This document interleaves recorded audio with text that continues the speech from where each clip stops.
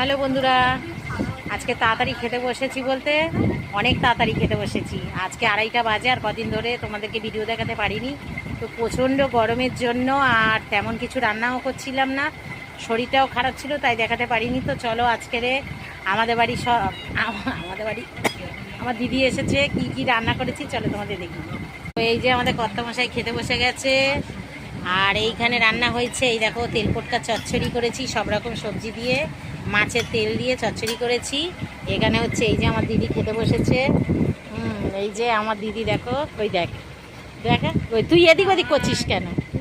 হ্যাঁ হ্যাঁ, আর এখানে দেখো মাছের এই যে ঝাল হয়েছে, এই যে মাছের ঝাল এখানে করেছি, কাচকি চুনো চচ্চড়ি এখানে করেছি, দেখো চাটনি আমের, আর এখানে করেছি, এখানে হচ্ছে স্যালাড কাটা আছে, স্যালাড দেওয়া হয়ে গেছে।